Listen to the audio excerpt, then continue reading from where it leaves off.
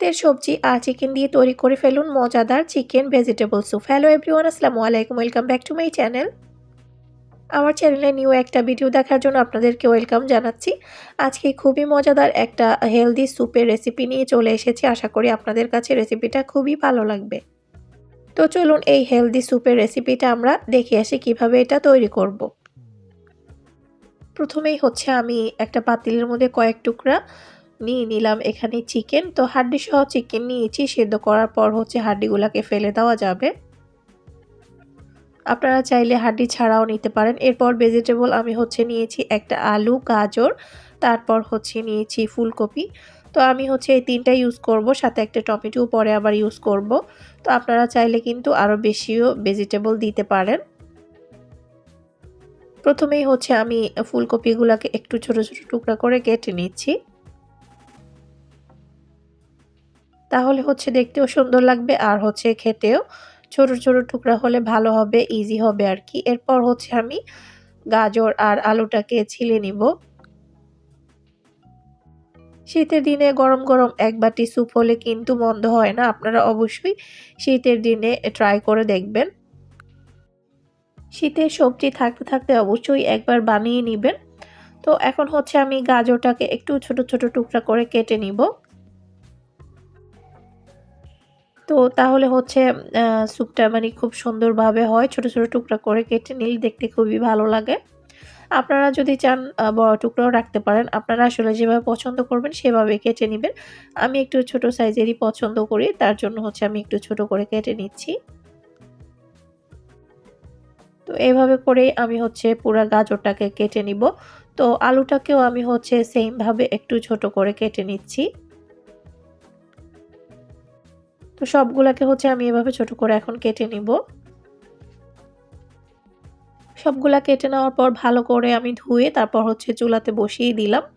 তো এখন হচ্ছে এর মধ্যে দিয়ে দিচ্ছি আমি একটা টমেটো আর হচ্ছে একটা পেঁয়াজ। এরপর হচ্ছে এখন দিয়ে দিচ্ছি এর মধ্যে স্বাদমতো লবণ।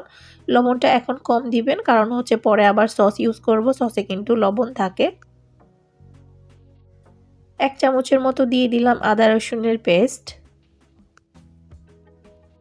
এখন হচ্ছে এটাকে একটু মিশিয়ে নিচ্ছি। তারপর এটাকে এখন ভালো করে সেদ্ধ করে নিব।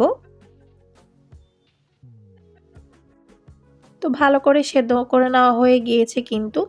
চিকেনগুলা কিন্তু এখন সেদ্ধ হয়ে গিয়েছে।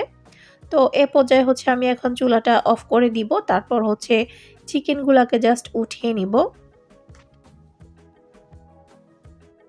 তো সবগুলা চিকেনকে আমি হচ্ছে এই যে উঠিয়ে নিয়েছি। তো এখন হচ্ছে পাতিলের মধ্যে সবজি আছে, এগুলাকে জাস্ট আমি হালকা একটুখানি ব্লেন্ড করে নিচ্ছি হ্যান্ড ব্লেন্ডার দিয়ে। আপনারা চাইলে ব্লেন্ড নাও করতে পারেন। তো আমি পুরাটা কিন্তু ব্লেন্ড করি নাই, জাস্ট একটু করেছি। তাহলে আধা ভাঙা হবে আর কি ভেজিটেবলগুলা। তো এই চিকেনগুলা থেকে হচ্ছে এখন যে হাড্ডিটা আছে সেটাকে আলাদা করে নিতে হবে। তো আমি হচ্ছে ২ টা কাঁটা চামচ দিয়ে এখন এভাবে করে নিচ্ছি। আর চিকেনগুলা হচ্ছে একদম ঝুরঝুরা করে নিতে হবে আর কি।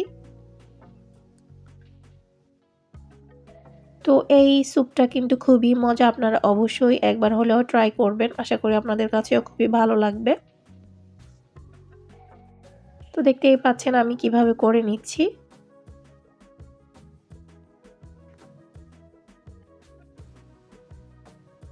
তো পুরা চিকেনটাকেই হচ্ছে এভাবে করে নিতে হবে। আর হাড্ডিগুলাকে হচ্ছে ফেলে দিতে হবে। তো এই যে চিকেনগুলা এরকম হয়েছে, আমি হাড্ডিটাকে ফেলে দিয়েছি। এরপর হচ্ছে একটা বাটি নিয়ে নিলাম। এর মধ্যে এখন নিয়ে নিব কর্নফ্লাওয়ার। কর্নফ্লাওয়ারটাকে হচ্ছে আগে গুলে নিতে হবে। আমি এখানে ৩ টেবিল চামচ ইউজ করেছি।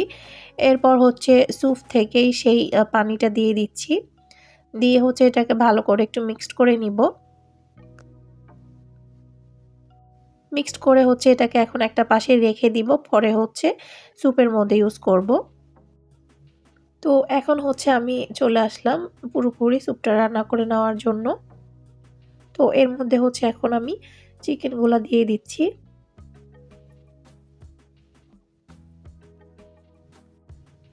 তো তো চিকেনগুলা দিয়ে দিলাম প্রথমে, এরপর হচ্ছে একটা কাঁচামরিচ দিয়ে দিব। আপনারা চাইলে কাঁচামরিচ স্কিপ করতে পারবেন।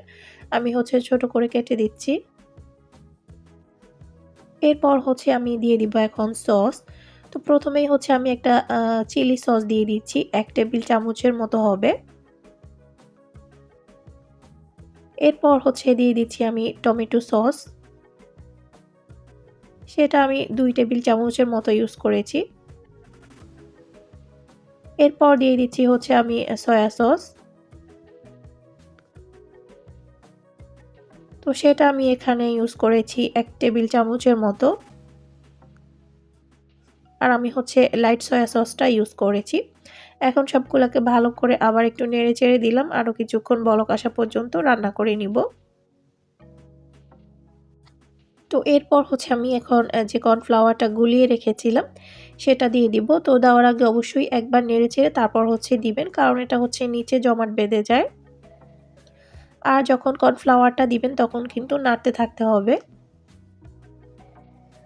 কারণ যেহেতু এটা কর্নফ্লাওয়ার নয়তোবা এটা জমাট বেঁধে যাবে।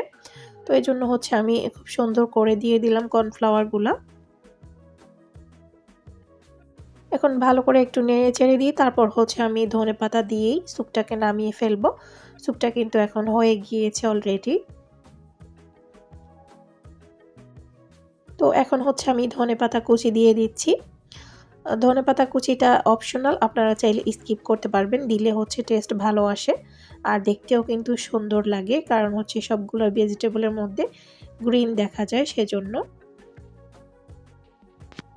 এখন হচ্ছে আমি স্যুপটাকে সার্ভ করে নিচ্ছি।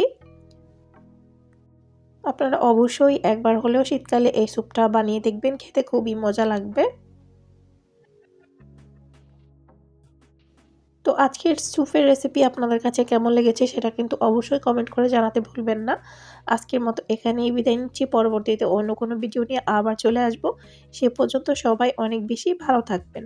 আজকের মতো এখানেই। আল্লাহ হাফেজ।